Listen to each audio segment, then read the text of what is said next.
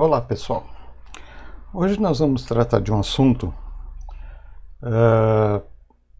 que é interessante, que é a questão da possível candidatura do Joaquim Barbosa para a presidência da República. Todo mundo sabe, lembra dele, depois eu vou deixar um videozinho dele no final, quem não lembrar dele provavelmente vai lembrar pelo vídeo.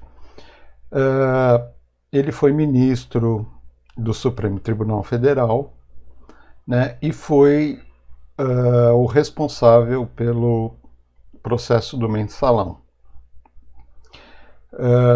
Na época ele era tido como o grande salvador, né, um cara honesto, finalmente alguém estava acabando com a corrupção no país, prendeu alguns políticos. Na verdade, a bomba acabou estourando na mão do Marcos Valério, né?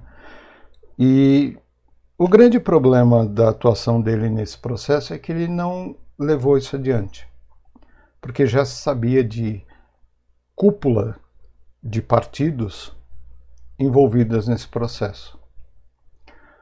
Então, o que o Joaquim Barbosa fez? Ele terminou o processo, aproveitou que ele estava em alta, né? E a gente não pode deixar de lembrar que ele sempre teve ambições políticas. Em várias entrevistas dele, ele já deixava isso bem claro. Então, o que ele faz? Ele aproveita que ele está em alta na mídia, né? E ele faz duas coisas estranhas. A primeira, ele vira e fala que se ele abrisse a boca e falasse tudo que ele sabe com relação aos problemas brasileiros, a República não iria aguentar. Bom, se eu falo isso, eu sou uma pessoa normal, tá? Eu não tenho obrigação nenhuma de ir atrás e correr para saber o que eu sei. Mas ele, como ministro do Supremo, ele tinha a obrigação de falar o que ele sabia e iniciar investigações sobre o que ele sabia. Mas não, preferiu ficar quieto. Ele pede para sair do Supremo e vai embora para Miami. Compra um apartamento lá. Apartamento, aliás, que a gente sabe, foi comprado por intermédio de uma offshore não declarada e que ninguém sabe de onde veio o dinheiro dessa offshore. Então já são duas coisas que ele teria que explicar aí. São duas mentiras, ou uma mentira e uma jogadinha no ar, né? Que ele teria que explicar. Bom, uma outra coisa interessante que eu queria falar é que durante todo esse processo do mensalão, ele sempre disse que votou no Lula e votou na Dilma. Pô, se eu estou investigando algo relacionado à corrupção de um presidente, que pode chegar num presidente, eu vou votar nesse presidente? Vou votar no poste que esse presidente indicou? Estranho, né?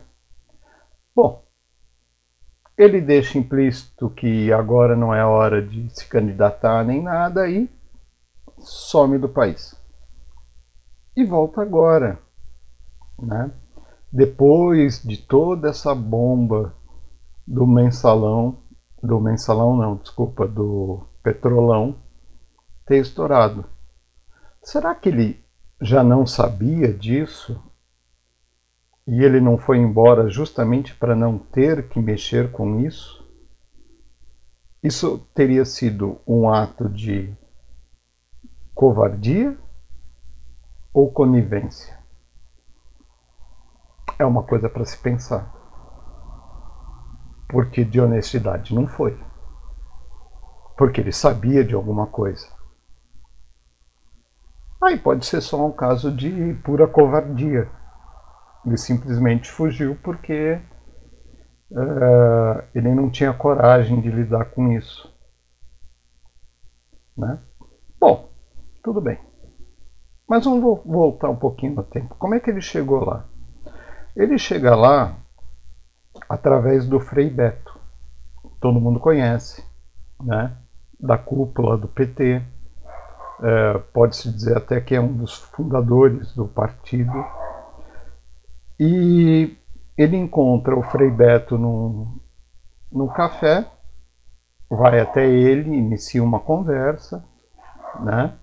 Trocam-se cartões e cada um vai para o seu lado. Bom, se vocês estiverem escutando o cachorro, ignorem porque não tem jeito. Trocam cartões e vão, cada um para o seu lado. Aí chega uma hora que o Lula chega para o Frei Beto e fala assim, olha, eu preciso de um negro para uma vaga de ministro no Supremo. E o Frei Beto entrega o cartão do Joaquim Barbosa, ele conversa com o Lula, trocam lá as figurinhas e ele acaba sendo eleito ministro do Supremo. Então aí a gente já vê ligações bem fortes entre eles, né? Principalmente entre o Frei Beto com ele, que é de uma ala um pouco mais radical do que o próprio Lula. Ele assume lá a cadeira e começa a trabalhar. Bom,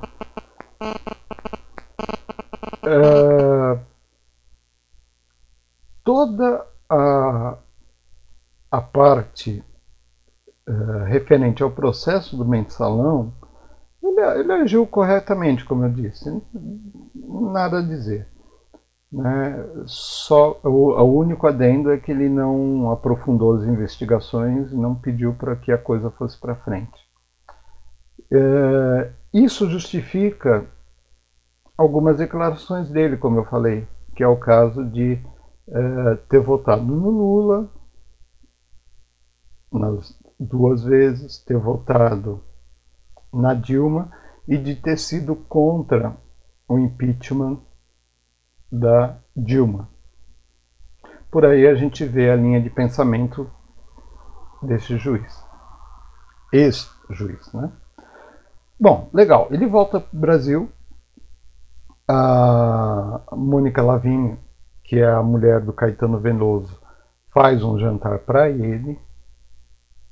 Olha, são os artistas e intelectualecos de esquerda, né, recepcionando o Joaquim Barbosa. De novo, mais uma indicação do pensamento dele. E ele deixa escapar para Mônica Bergamo, que também é outra que está sempre na cúpula do PT, que ele vai se candidatar à presidência da República, né, como uma alternativa. Mas ele vai ser como uma alternativa ao quê? Ao que nós temos posto aí, ou uma alternativa à impossibilidade do Lula? Vamos ver. Alguns indicadores. Primeiro, ele foi quem assinou, né, a legalização do casamento homoafetivo. Outra coisa que ele fez, além de ter votado no Lula e na Dilma, mesmo durante o processo do mensalão, né, ele é totalmente alinhado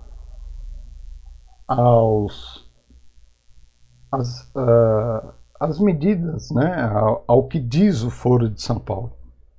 Ele concorda com tudo aquilo Estado agigantado, controle pelo Estado da economia e tudo mais.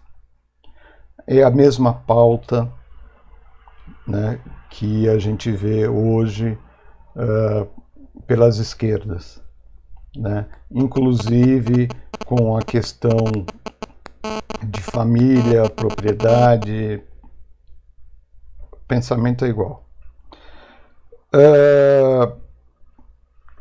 Então ele é totalmente alinhado a esse foro de São Paulo. Aí a gente para se perguntar, por que agora? Por que ele volta agora? Ele volta agora porque o Lula está acabado. E você não tem ninguém de esquerda que consiga unir, né, e ter força para disputar uma eleição sem o Lula.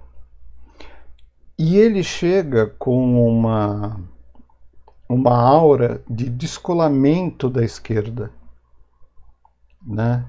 Então, parece, à primeira vista, que ele vem mais na linha do Bolsonaro, mas na verdade não. Ele vem para substituir o Lula. Inclusive na história de vida. É negro, pobre, foi faxineiro, cresceu na vida, e principalmente é negro. Então, se você falar que não vai votar no negro, você é antissocial, você é um fascista. Por quê? Porque você não está votando no negro. Ele ainda tem essa vantagem, né, de usar-se como minoria para ganhar votos das outras minorias, né? E ele também é a favor de cota e todas essas coisas aí. Então, o Joaquim Barbosa ele não veio como uma alternativa ao que está posto para a eleição. Ele veio como uma alternativa para as esquerdas.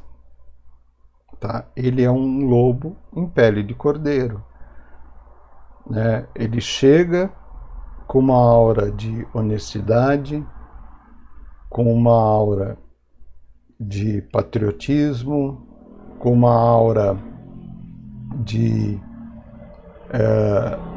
não de liberal, mas de conservador. E embaixo dessa aura você vai ver o Lula pintado em todas as cores embaixo dele. Não só o Lula, todas as prerrogativas de esquerda estão nele. Então votar nele é continuar com os governos petistas. Eu vou deixar aí um videozinho dele que ele fala sobre o impeachment e no final, né? Mas pensem bem, deem uma analisada na história dele e descubram quem ele realmente é. Tirem essa pele de cordeiro dele e vejam o que tem por baixo. Porque ele vai enganar muita gente. Então, gente, eu vou ficando por aqui. Eu vou deixar vocês com os vídeos.